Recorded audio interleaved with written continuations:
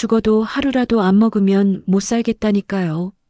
국물에서 올라오는 뜨거운 김이 성희의 주름진 얼굴을 감쌌습니다. 60둘의 나이가 무색하게 남들보다 10살은 더 늙어 보이는 얼굴이지만 그 손놀림만큼은 여전히 날렵했죠. 성희는 칼을 놀리며 양파를 썰고 큼직한 고기를 내려놓았습니다. 기름기 자글거리는 국물 위로 고기가 둥둥 떠다니는 모습을 바라보며 미소를 지었어요. 어머니, 이제 좀 쉬세요. 제가 할게요. 수진이 앞치마를 매며 다가왔습니다. 30둘의 나이, 결혼은 아직이지만 어머니의 든든한 지원군이었죠. 성희는 고개를 저었습니다. 괜찮아. 이 정도는 아직 할 수 있어. 그나저나 오늘 태준이 온다더니 아직도 안 오네. 동네에서 꽤 유명한 순댓국집을 20년 넘게 운영해온 성희는 이 가게 하나로 아들 태준과 딸 수진을 키웠습니다. 남편 동수는 사업에 실패한 후 가게 일을 돕긴 했지만 주로 성희의 어깨에 가족의 생계가 달려 있었어요. 특히 아들 태준을 의대에 보내기 위해 성희는 밤낮 없이 일했습니다. 새벽부터 일어나 재료를 준비하고 밤늦게까지 가게를 지켰죠. 어머니, 제가 돈 많이 벌면 이 가게 접고 편하게 쉬시라고 했잖아요. 태준이 웃으며 가게로 들어섰습니다. 35살의 태준은 명문의대를 졸업하고 대학병원에서 일하는 의사였습니다. 성희는 아들을 바라보며 자랑스러움을 감출 수 없었어요. 우리 태준이, 이 엄마가 고생한 보람이 있네. 성희의 눈가에 주름이 더 깊게 패였습니다. 행복한 주름이었죠. 태준은 병원에서 만난 여자와 약혼했고 결혼을 앞두고 있었습니다. 약혼녀는 부유한 집안 출신으로 태준은 종종 그 집안을 의식하는 듯한 말을 하곤 했어요. 어머니, 결혼 전에 가족여행 한번 다녀오면 어떨까요? 일본 말고 베트남이 훨씬 좋대요. 비용은 걱정 마세요. 가족끼리 좋은 시간 보내요. 태준이 한 제안에 성희는 기뻐했습니다. 평생 일만 하다가 아들 덕분에 외국 여행을 간다니 이보다 더 좋을 수 없었죠. 메뉴판을 바라보던 수진이 고개를 들었어요. 오빠, 나는 가게 때문에 못 갈 것 같은데. 괜찮아. 나중에 따로 보내드릴게. 이번엔 부모님 모시고 가려고.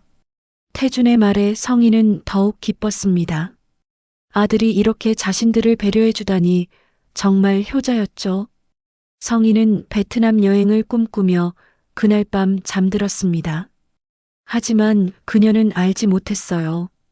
그 여행이 그녀의 인생을 완전히 뒤바꿔 놓을 거라는 것을. 베트남의 햇살은 한국과는 달랐습니다. 더 강렬하고 더 뜨거웠죠. 성희는 넓은 해변가를 바라보며 행복한 미소를 지었어요. 이런 곳에 와본 적이 없었기 때문에 모든 것이 신기했습니다.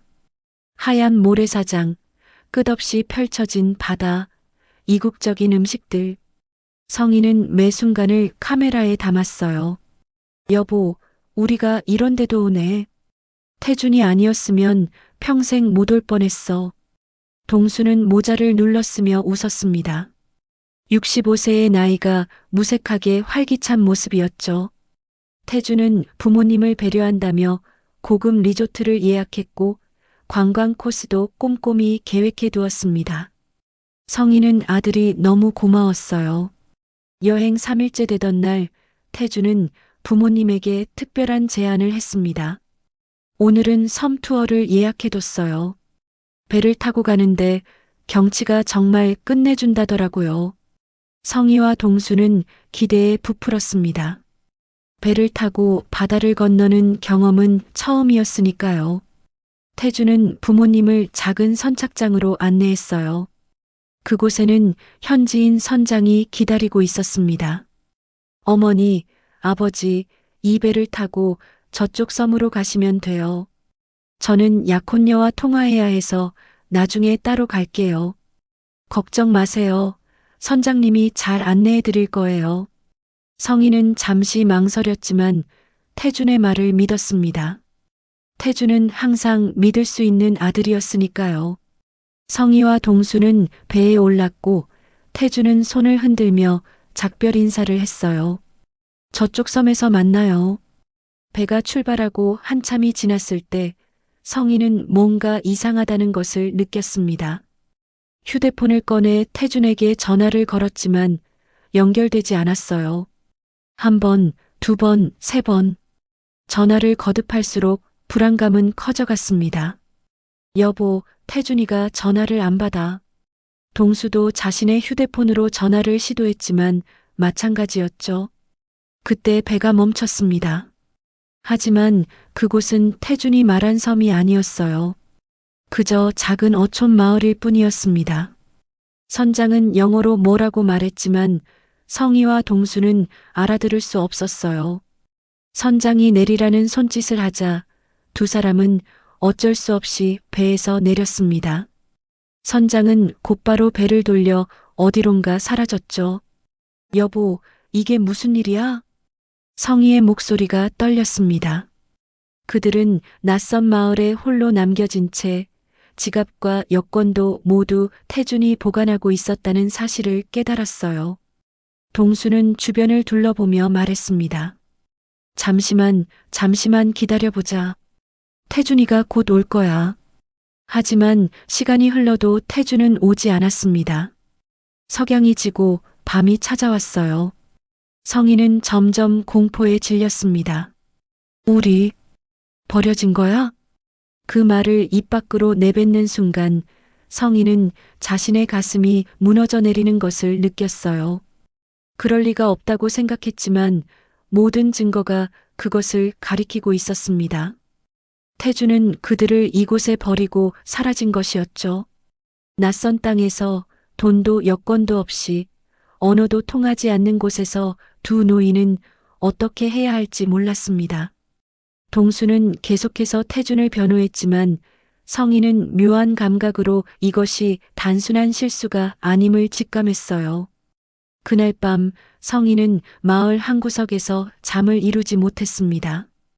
아들에 대한 믿음과 배신감 사이에서 괴로워하며 어떻게든 집으로 돌아가야 한다는 생각만 간절했죠. 해가 뜨자마자 성희는 마을을 돌아다니기 시작했습니다. 누군가 영어를 할 줄 아는 사람을 찾아야 했어요.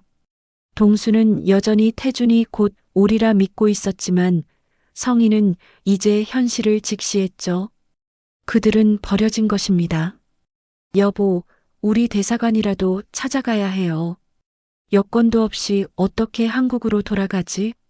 성희가 한국어로 물었지만 마을 사람들은 그저 이상한 눈빛으로 그들을 바라볼 뿐이었습니다.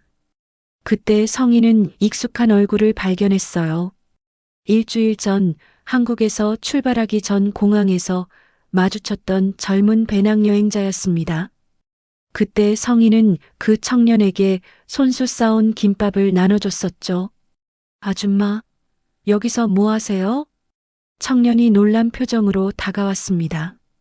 성희는 눈물이 날 것 같았어요. 드디어 자신의 말을 알아들을 수 있는 사람을 만난 것이죠. 우리가 큰일 났어요. 아들이 우리를 여기 버리고 갔어요. 성희는 떨리는 목소리로 상황을 설명했습니다. 청년은 놀란 표정으로 들었고 곧바로 도움을 주겠다고 했어요. 그의 이름은 민호였습니다. 20대 중반의 청년으로 배낭여행을 하며 아시아를 돌고 있었죠. 일단 한국 대사관부터 연락해 봐야 할 것 같아요. 여권이 없으면 임시 여행 증명서를 발급받아야 하거든요. 민호는 자신의 휴대폰으로 한국 대사관에 연락했습니다. 그리고 성희와 동수를 데리고 도시로 향했어요. 대사관에서는 신분 확인을 위해 여러 질문을 했고 결국 임시 여행 증명서를 발급해 주었습니다. 민호는 자신의 카드로 두 사람의 한국행 비행기 표도 예약해 주었죠. 돌아가시면 꼭 연락 주세요. 제 계좌번호 알려드릴게요.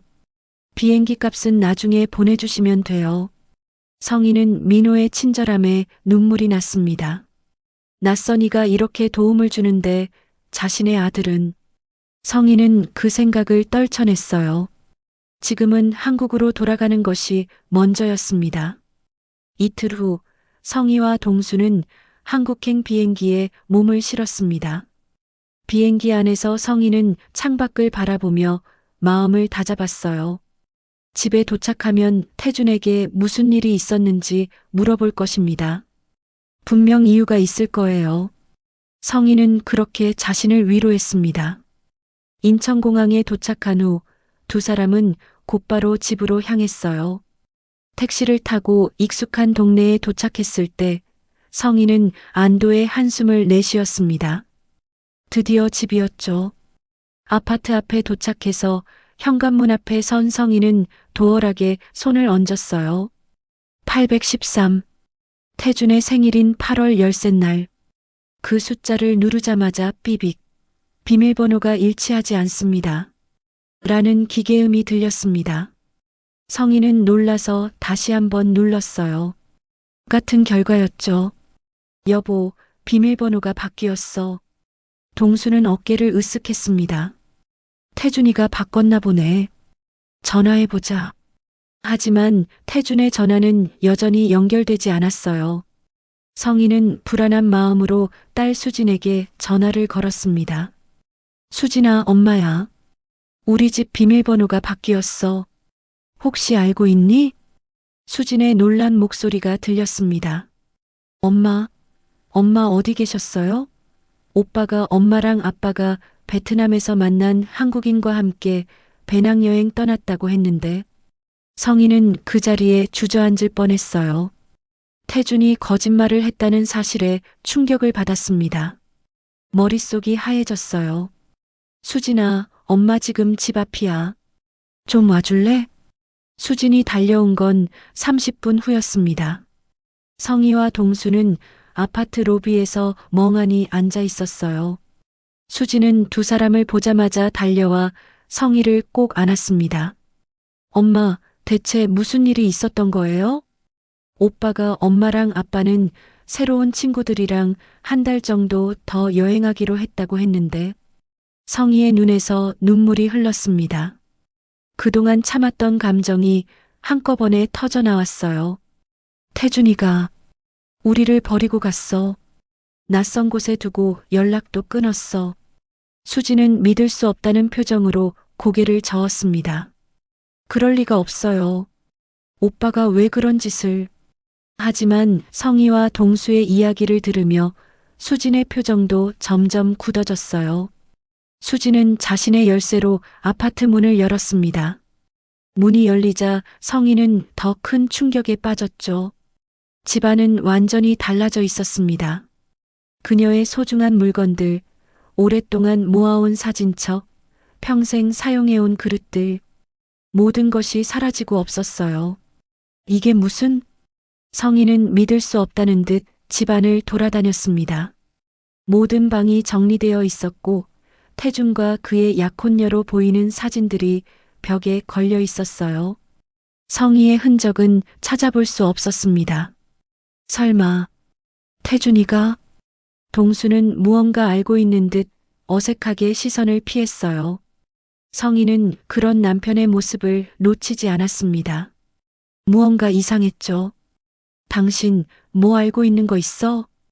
동수는 고개를 저었지만 눈빛이 불안했습니다. 수지는 곧바로 태준에게 전화를 걸었어요. 이번에는 연결되었습니다. 오빠, 지금 어디야? 엄마랑 아빠가 집에 왔어. 대체 무슨 일이야? 전화 너머로 태준의 당황한 목소리가 들렸어요. 뭐? 벌써? 그럴 리가. 내가 지금 갈게. 1시간 후 태준이 집에 도착했습니다. 그는 당황한 기색이 역력했어요. 성희는 아들을 보자마자 묻고 싶은 질문이 수백 가지였지만 목구멍까지 올라온 말이 나오지 않았습니다. 그저 아들을 바라볼 뿐이었죠. 어머니, 설명할 수 있어요. 이건 다. 태준의 말이 채 끝나기도 전에 현관벨이 울렸습니다. 수진이 문을 열자 우아한 차림의 중년 여성이 들어왔어요. 그녀는 성희를 보더니 놀란 표정을 지었습니다. 당신이 누구시죠? 왜 제 아들 집에? 성희는 혼란스러웠습니다. 이 여성은 자신을 모르는 것 같았고 태준을 자신의 아들이라고 불렀어요. 태준은 창백한 얼굴로 그 자리에 서 있었습니다. 어머니, 이쪽은 장모님이세요. 성희는 그 순간 모든 것을 이해했습니다. 태준은 이 여성을 자신의 어머니로 소개해왔던 것이죠. 상류층 의사 가문과 결혼하기 위해 성희라는 존재를 지워버린 것입니다. 태준아, 내가 내 어머니야. 내가. 성희의 목소리가 떨렸습니다. 동수는 그런 아내를 보며 더욱 불편한 표정을 지었어요. 중년 여성은 혼란스러워하며 태준을 바라봤습니다. 이게 무슨 소리지? 태준, 설명해봐. 태준은 입을 열지 못했습니다. 수진이 앞으로 나섰어요. 이분이 진짜 우리 어머니세요. 이 집은 우리 부모님 것이고요. 오빠가 거짓말을 한 거예요. 방 안은 순식간에 침묵에 빠졌습니다. 성희는 아들을 바라보며 말했어요. 태준아, 진실을 말해봐. 왜 우리를 버린 거니? 태준의 얼굴은 창백해졌습니다. 그는 누구의 눈도 마주치지 못하고 고개를 숙였어요. 중년 여성은 믿을 수 없다는 듯 고개를 저었습니다. 이게 무슨 소리야? 태준, 내 어머니는 나라고 했잖아. 의사 집안 출신이라고. 수진이 비웃듯 웃음을 터뜨렸습니다. 의사 집안이요? 우리 어머니는 20년 넘게 순댓국집을 운영하셨어요. 오빠가 의대 갈 수 있었던 것도 다 어머니 덕분이죠. 태준의 약혼녀로 보이는 여성이 당황한 표정으로 현관에 나타났어요. 그녀는 혼란스러운 상황을 지켜보며 물었습니다. 무슨 일이에요? 이분들은 누구시죠? 태준은 여전히 말을 잇지 못했습니다. 수진이 상황을 설명했어요. 이분이 우리 진짜 어머니세요. 오빠가 거짓말했어요. 그리고 어머니와 아버지를 베트남에 버리고 왔다고요. 약혼녀는 충격받은 표정으로 태준을 바라봤습니다. 정말이에요? 이게 다 사실이에요? 태준은 마지못해 고개를 끄덕였어요. 그의 어깨가 축 처졌습니다. 중년 여성은 화가 나서 가방을 집어들었어요. 난 더 이상 이런 상황에 있고 싶지 않아. 혜진아, 우리 가자. 약혼녀 혜진은 망설이는 듯 했지만 중년 여성을 따라 나갔습니다. 문이 닫히자 방 안은 다시 침묵에 빠졌어요. 성희는 아들에게 다가갔습니다. 태준아, 왜 그랬니? 엄마가 그렇게 부끄러웠니? 태준은 고개를 들지 못했습니다. 그때 동수가 앞으로 나섰어요. 그만해. 다 내 잘못이야. 성희는 놀라서 남편을 바라봤습니다. 당신 무슨 말을 하는 거예요? 동수는 깊은 한숨을 내쉬었어요. 사실 내가 태준이에게 제안했어. 내가 항상 자랑스러워하는 의사 아들이 순댓국집 아줌마의 아들이라는 사실이 창피하다고. 그래서 우리가 계획을 세웠어. 성희는 충격으로 말을 잇지 못했습니다. 수진도 믿을 수 없다는 표정이었죠. 동수는 계속해서 말했어요. 태준이의 결혼이 우리 인생을 바꿀 기회였어. 그 집안과 연결되면 나도 사업을 다시 할 수 있을 것 같았거든. 그래서 우리가 베트남에 가서. 그래서 날 버리기로 한 거예요? 내가 평생 당신들 위해 살았는데. 성희의 목소리가 떨렸습니다. 눈물이 볼을 타고 흘러내렸어요. 그녀는 평생 가족을 위해 희생해 왔습니다. 새벽부터 밤까지 일하며 아들을 의대에 보냈고 실패한 남편의 사업비까지 갚았죠. 그런데 이것이 그녀가 받은 보답이었습니다. 태준이 마침내 입을 열었어요. 어머니, 저는 혜진이네 집안이 너무 대단해서. 그리고 아버지가 말씀하셨듯이 새 출발을 하려면. 성희는 손을 들어 아들의 말을 막았습니다. 더 이상 듣고 싶지 않았어요. 그녀의 눈에서는 이제 눈물이 아닌 분노가 타올랐습니다. 그래서 내 돈으로 산 이 집도 빼앗으려고 한 거니? 내가 평생 모은 돈으로, 내 가족을 위해 아낀 돈으로 산 이 집을. 동수가 불편한 듯 몸을 뒤틀었어요. 사실 집 명의는 내 이름으로 되어 있잖아. 그래서 우리가. 성희는 그 자리에 주저앉을 뻔했습니다. 집 명의가 남편 이름으로 되어 있다는 건 사실이었어요. 그녀는 남편을 믿었기 때문에 그렇게 했던 것이죠. 하지만 이제 그 믿음이 무너졌습니다. 수진이 어머니의 어깨를 부축했어요. 엄마, 우리 나가요. 이런 사람들과 더 이상 있을 필요 없어요. 성희는 고개를 저었습니다. 아니, 이번에는 도망치지 않을 거예요. 그녀는 평생 가족을 위해 살아왔습니다. 그리고 이제는 자신을 위해 싸울 차례였죠. 성희는 천천히 일어섰습니다. 그녀의 눈에서는 더 이상 눈물이 흐르지 않았어요. 대신 단단한 결의가 빛났죠. 성희는 태준과 동수를 번갈아 바라보며 말했습니다. 나가라. 그 한마디는 작지만 강력했습니다. 태준이 당황한 표정으로 입을 열었어요. 어머니, 진정하시고 우리 얘기 좀. 나가라고 했어. 이 집은 내 돈으로 산 거야. 당신 이름으로 해준 게 실수였지만 증거는 다 있어. 내가 은행에서 돈 뺀 기록, 계약서. 다 있다고. 성희의 목소리가 높아졌습니다. 동수는 당황한 듯 주변을 둘러봤어요. 여보, 진정해. 우리 대화로 풀어보자. 태준이도 잘못했다고 인정하잖아. 성희는 비웃듯 고개를 저었습니다. 대화?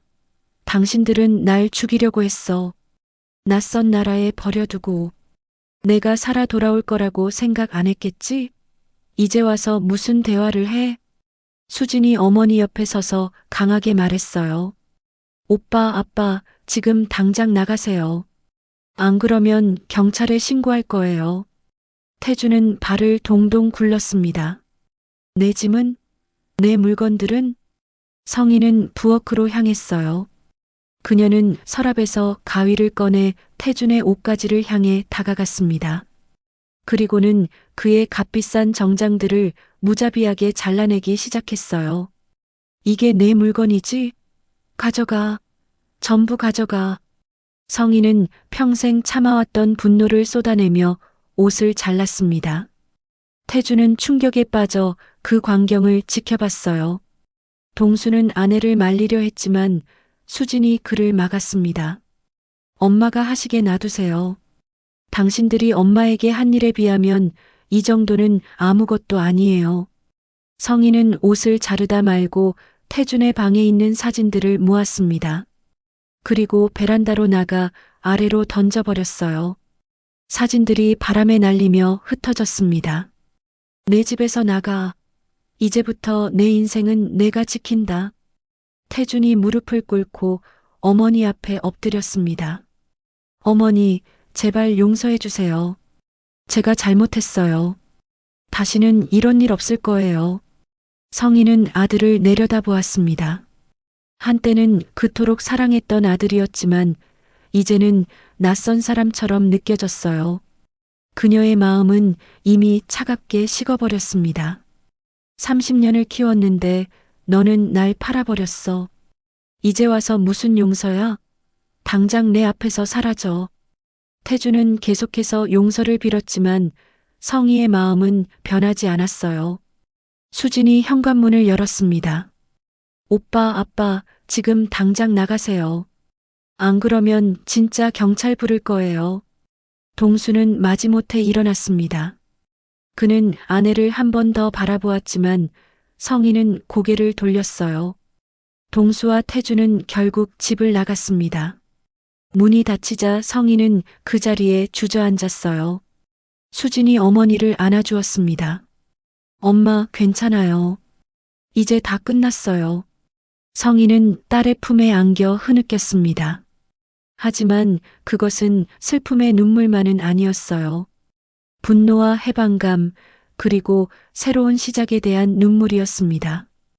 다음 날 아침 성인은 일찍 일어나 도어락 업체에 전화했어요. 비밀번호를 바꾸고 새로운 열쇠로 교체했습니다. 그리고는 변호사에게도 연락했죠. 집 명의가 동수로 되어 있지만 모든 돈은 성희가 냈다는 증거를 모으기 시작했어요. 성희는 창밖을 바라보며 깊은 숨을 들이마셨습니다. 이제 새로운 시작이었어요. 누구에게도 의존하지 않는 자신만의 삶을 살 차례였습니다. 일주일이 흘렀습니다.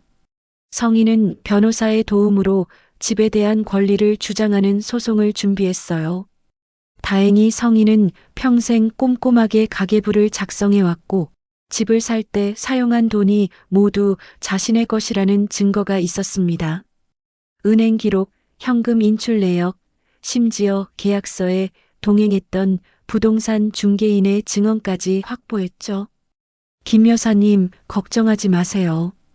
이 정도 증거면 충분합니다.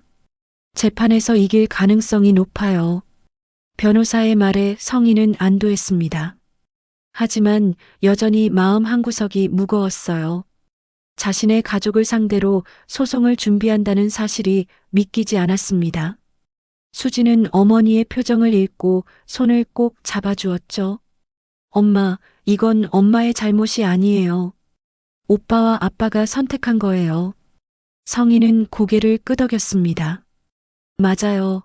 이건 그들의 선택이었습니다. 성희는 더 이상 자신을 탓하지 않기로 했어요. 동시에 성희는 새로운 도전을 시작했습니다. 순댓국집으로 돌아간 것이죠. 가게는 성희가 없는 동안 임시로 문을 닫았지만 이제 다시 문을 열었어요. 단 이번에는 혼자가 아니었습니다. 수진이 대학을 졸업하고 취업 준비를 하던 중이었는데 어머니와 함께 가게를 운영하기로 결정했죠. 엄마, 제가 SNS 마케팅을 해볼게요. 요즘은 인스타그램이나 유튜브로 홍보하면 젊은 손님들이 많이 찾아온대요. 수진의 제안에 성희는 미소 지었습니다. 젊은 감각과 새로운 아이디어가 필요했던 차였어요. 성희는 수진의 의견을 적극적으로 수용했습니다. 메뉴를 조금 변경하고 가게 내부도 밝은 분위기로 리모델링했죠. 비용이 들었지만 성희는 이것이 자신과 딸의 미래를 위한 투자라고 생각했어요. 리모델링이 끝나고 재개장한 날 가게는 손님들로 북적였습니다. 수진이 SNS에 소개한 덕분에 젊은 고객들도 많이 찾아왔어요. 성희는 오랜만에 진정한 행복을 느꼈습니다. 어머니, 국물 정말 맛있어요. 비법이 뭐예요? 젊은 손님의 질문에 성희는 미소 지었습니다. 비법은 정성이에요. 30년 동안 같은 마음으로 국을 끓였으니까요. 그날 저녁 가게 문을 닫은 후 성희와 수지는 맥주를 한 잔씩 나눠 마셨습니다. 오랜만의 여유였어요. 엄마, 오늘 정말 대박이었어요. 내일은 더 많은 손님이 올 것 같아요. 성희는 딸의 밝은 얼굴을 바라보며 감사함을 느꼈습니다. 수진이 없었다면 이 모든 일을 이겨내지 못했을 거예요. 수진아, 고마워. 내가 있어서 엄마가 다시 일어설 수 있었어. 수진은 어머니의 손을 꼭 잡았습니다. 엄마, 우리 앞으로 더 잘 살아요. 아무도 우리를 함부로 대하지 못하게요. 성희는 고개를 끄덕였어요. 그녀는 이제 누구에게도 의존하지 않는 자신만의 삶을 살고 있었습니다. 물론 아직 해결해야 할 문제가 많았어요. 집에 대한 소송도 진행 중이었고 동수와 태주는 계속해서 연락을 시도했습니다. 하지만 성희는 더 이상 흔들리지 않았어요. 특히 태주는 약혼녀에게 버림받은 후 수없이 용서를 구했지만 성희는 단호했습니다. 진정한 용서는 시간이 필요했어요. 어쩌면 평생 용서하지 못할지도 모릅니다. 하지만 그건 성희의 선택이었죠. 엄마, 내일은 새 간판도 달 거예요. 성인의 순대국으로요. 수진의 말에 성희는 환하게 웃었습니다. 이제 가게도 인생도 온전히 그녀의 것이었어요. 누구의 아내도 누구의 어머니도 아닌 오직 성희로 살아갈 수 있는 시간이 찾아온 것입니다. 이른 아침부터 성인의 순대국 앞은 분주했습니다. 간판 교체 작업이 한창이었어요.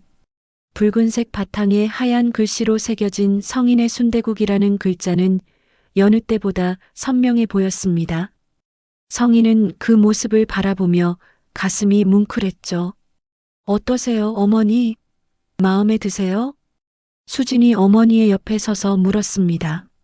성인은 미소를 지으며 고개를 끄덕였어요. 이제야 진짜 내 가게가 된 것 같구나. 30년 넘게 운영해온 가게였지만 지금까지는 늘 우리 가족의 생계를 위한 가게였습니다. 하지만 이제는 달랐어요. 이곳은 성희의 자존심이자 그녀의 정체성을 담은 공간이 되었습니다. 간판 교체가 끝나자 수진이 카메라를 꺼냈어요. 엄마, 간판 앞에서 사진 한 장 찍어요. SNS에 올릴 거예요. 성희는 쑥스러워하며 앞치마를 매만졌습니다. 이렇게 찍어도 돼? 당연하죠. 이게 요즘 감성이에요. 진짜 사장님의 얼굴을 보여주는 게 중요해요. 성희는 간판 앞에 서서 환하게 웃었습니다. 수진이 여러 장의 사진을 찍었어요. 그 순간 길 건너편에서 누군가가 그들을 지켜보고 있었습니다. 동수였어요. 성희는 그를 발견하고 잠시 굳었습니다. 동수는 초췌한 모습이었어요. 한 달 만에 훨씬 늙어 보였습니다. 그는 성희와 눈이 마주치자 천천히 가게 쪽으로 걸어왔어요. 성희야. 동수의 목소리는 떨렸습니다. 수진이 앞으로 나서려 했지만 성희가 손을 들어 말렸어요. 괜찮아, 수진아. 내가 얘기할게. 성희는 동수 앞에 섰습니다. 이제 그녀는 더 이상 두렵지 않았어요. 그저 오랜 시간을 함께 보낸 사람을 바라보는 담담함만 있을 뿐이었습니다. 무슨 일이에요? 동수는 고개를 숙였습니다. 미안해. 정말 미안해. 내가 정신이 나갔었어. 성희는 담담하게 말했어요. 이제 와서 무슨 소용이 있겠어요? 당신은 선택했잖아요. 내가 아닌 다른 것을. 태준이가 다 망쳐놨어. 사업 계획도 결혼도 모두. 이제 그 애는 병원에서도 어려움을 겪고 있어. 성희는 잠시 가슴이 아팠습니다. 어머니의 마음이었죠. 하지만 그녀는 곧 마음을 다잡았어요. 그건 태준이가 책임져야 할 일이에요. 부모가 책임질 수 있는 건 여기까지예요. 동수는 간절한 눈빛으로 성희를 바라봤습니다. 다시 시작하면 안 될까? 내가 정말 잘못했어. 성희는 고개를 저었습니다. 아니요, 이제 돌이킬 수 없어요. 집에 대한 소송도 취하하지 않을 거예요. 그건 내 돈으로 산 집이니까요. 수진이 어머니 옆에 섰습니다. 아버지, 이제 가세요. 어머니는 새 출발을 하셨어요. 동수는 한참을 서 있다가 고개를 끄덕였어요. 그는 천천히 돌아서서 걸어갔습니다. 성희는 그의 뒷모습을 바라보았어요. 한때는 그토록 사랑했던 사람이었지만 이제는 그저 지나간 인연일 뿐이었습니다. 괜찮아요, 엄마. 수진이 걱정스럽게 물었어요. 성희는 미소 지었습니다. 응, 괜찮아. 이제 정말 괜찮아. 그날 저녁 성인의 순대국은 개업 이래 가장 많은 손님으로 붐볐습니다. 수진의 SNS 마케팅 효과가 나타난 것이죠. 성인은 바쁘게 주방을 오가며 행복을 느꼈어요. 이렇게 바쁜 것이 얼마나 감사한 일인지 모릅니다. 마지막 손님이 떠나고 가게 문을 닫은 후 성희와 수진은 자리에 앉았습니다. 수진이 작은 케이크를 꺼냈어요. 어머니, 새 출발을 축하해요. 성희는 웃으며 케이크에 촛불을 불었습니다. 그녀의 눈에는 행복한 눈물이 맺혔어요. 내 인생의 새로운 시작이구나. 한 달 후 법원은 성희의 손을 들어주었습니다. 집은 법적으로 성희의 소유가 되었어요. 태준과 동수는 더 이상 성희에게 연락하지 않았습니다. 그들은 자신들의 선택으로 인해 고립되었고 결국 몰락의 길을 걸었죠. 반면 성희의 삶은 나날이 풍요로워졌습니다. 성인의 순댓국은 지역의 명소가 되었고 수지는 어머니의 레시피를 책으로 출간할 계획도 세웠어요. 성인은 더 이상 과거를 후회하지 않았습니다. 그녀는 이제 자신의 인생을 스스로 책임지고 있었습니다. 이제 내 인생은 내가 책임진다. 성인은 매일 아침 거울을 보며 자신에게 다짐했습니다. 그리고 그 다짐은 나날이 현실이 되어가고 있었어요. 여러분도 자신의 행복은 스스로 지켜야 합니다. 가족이라는 이름으로 당신의 행복과 권리를 빼앗으려는 사람이 있다면 성희처럼 용기 내어 자신의 길을 걸어가세요. 당신의 인생은 오직 당신 것입니다. 이 이야기가 마음에 드셨다면 좋아요와 구독, 그리고 소중한 댓글 부탁드립니다. 여러분의 응원이 더 좋은 이야기로 찾아뵙는 원동력이 됩니다.